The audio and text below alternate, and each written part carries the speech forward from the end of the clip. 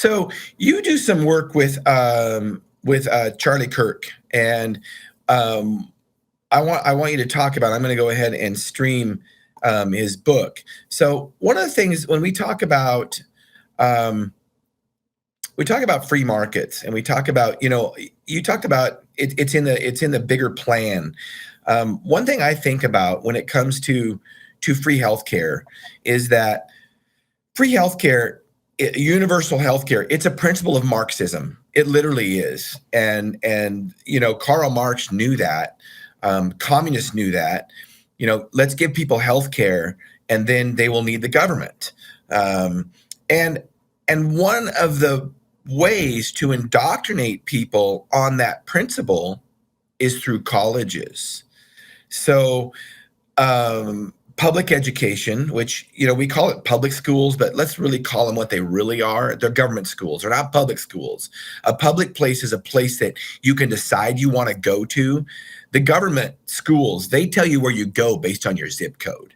So you don't get a choice of schools in most school districts. So tell us about your work with Charlie Kirk, and a little bit about the college scam, because I know that's where Charlie Kirk kind of started out, was on college campuses. Yeah, absolutely. And before I do that, let me just say this. If you're a parent out there, get your kids out of the public indoctrination system. And I know that is a sacrifice. I do it myself. And it's very difficult to pay not only for a school that you're not using, because you're going to have to continue to do that, but then on top of that, pay for that private education. But there are options. There's homeschool, there's co-ops, and then of course the private schools. But if you send your kids, and I despise when Christians say that they're sending their kids into public education to be salt and light. I'm going to tell you right now, you don't send your kids into battle, because that's exactly what you're saying right there. Your kids, they will lose that battle, and then you will lose your kids. So get them out as quickly as you possibly can. So I work for Turning Point. I work with TPUSA Faith. So we're actually a little bit of a newer department where we go into the churches and try to get Christians to engage civically. It's been a fantastic job, albeit sometimes frustrating. We can get into that a little bit later. Charlie, as most people know, brilliant individual. And he really started Turning Point by going into colleges and trying to unindoctrinate our youth. As you pointed out, the Marxists knew that there were certain areas that they had to take complete control of in order to win this battle without a shot being fired. And they've really been quite successful. They certainly went into the churches, but they definitely got our educators, starting at the college level and then moving down. You can see this in pretty much every single college out there. Even the so-called Christian colleges have a lot of Marxist teachers, and they're teaching a curriculum that is designed to make us hate America and hate God. So Charlie Kirk really goes through with this book, which I've read, and I highly recommend to our audience to get this book. And in fact, you can find it at TPU or turningpoint.com. But he goes through and he really lays out example after example of these different college professors and how they've completely blocked free speech, how they've weaponized our youth against free market capitalism, against the American way of life. And so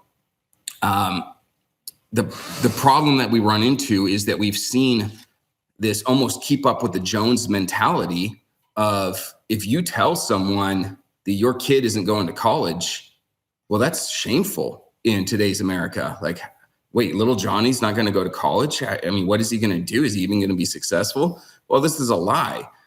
Most of what you're learning in the universities doesn't really assist you as you go out and work the marketplace. In fact, I've seen recently that a lot of businesses are hiring headhunters, and they are actually, the biggest people that they're recruiting is actually farm kids, because farm kids have the work ethic, and the college students, they come out of college and they expect like the greatest jobs. So I'm streaming there. You can actually get a free copy of Turning Point. Go to Turning Point USA and get a free copy of the College Scam book with any amount of donation. and I have a copy. And yeah, that's exactly the book just hits it right on the head. And I went to school over 30 years ago, or about 30 years ago. And, I could see, looking back, especially, that developing, just the indoctrination in the public system. And I was in pharmacy school, obviously. And, they would say things like, oh, well, universal healthcare, it's going to be great for pharmacy and it's going to be great for the country. And, unfortunately, my parents weren't political enough to educate me on those kind of topics. So I believed it, now a few years out of school, I realized that was not a good thing, but, it started in our colleges and, so tell us, Caleb, I asked this, when Charlie Kirk came to town, back in Spokane last fall, I actually asked Charlie Kirk this question, and it was like, so what do we do? What do we do as healthcare professionals? Because we need a college degree. So what do we do? Yeah, and that's the great question.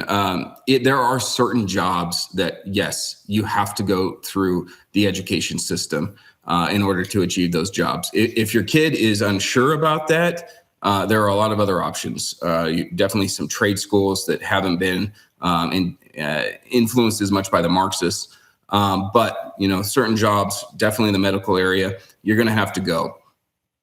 What I would recommend, and I believe this is what Charlie would say as well, is keep them out as long as possible. So go to find a very good Christian university to get your AA from, right? So you're not having all these women's studies and things that just don't make sense, especially for your career path.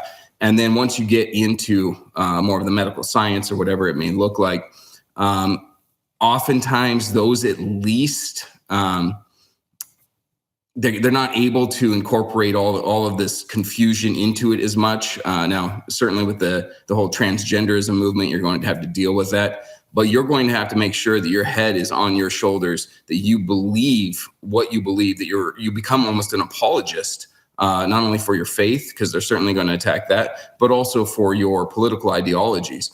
And then you're just going to have to kind of suck it up, because the most times your professor is not going to be an ally or a friend to you. So you're just going to have to be frustrated for a few years. And then once you get into your career field there, then you can actually do the job that you love. And I know that you love what you do. And I'm sure you've had your years probably of frustration with what they've done to the medical community.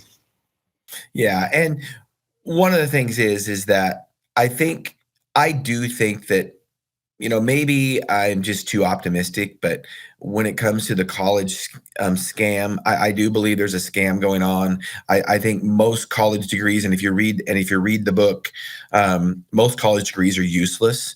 If you're not getting a professional degree where you have to have a degree, whether it be a pharmacist, a doctor, a nurse, an attorney, your general, like say, women's study degree, some of the degrees that Charlie talks about in his book are just unreal. I mean, they're worthless. And even within that, like there are certain states, like Washington is one of these states. Illinois is another one. In fact, Abraham Lincoln took advantage of this.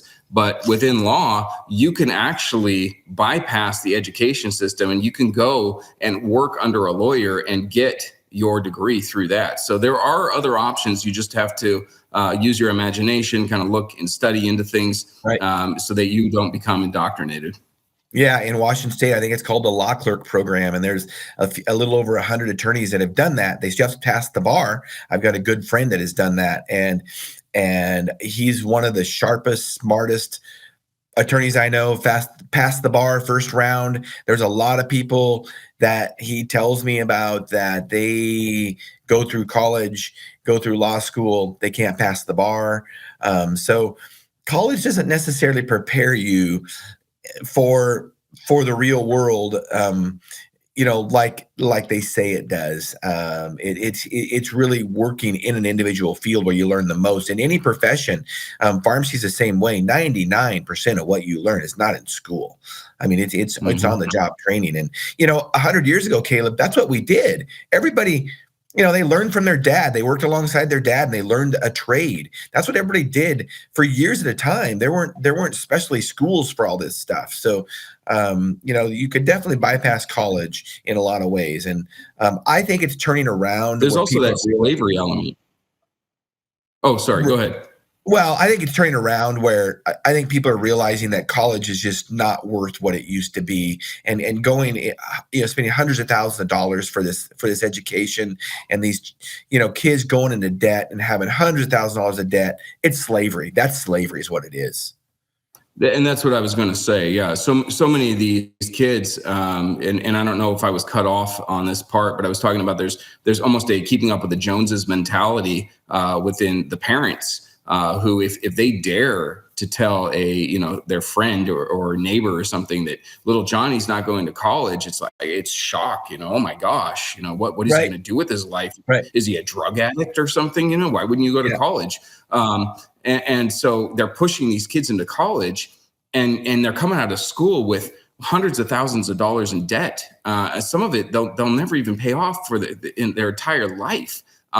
For a bachelor's degree in gender studies or something. Like, what does that do for you as you go into the marketplace? And one of the points that I brought up, I believe, when I was cut off there was I've actually talked to a number of business owners who are hiring headhunters.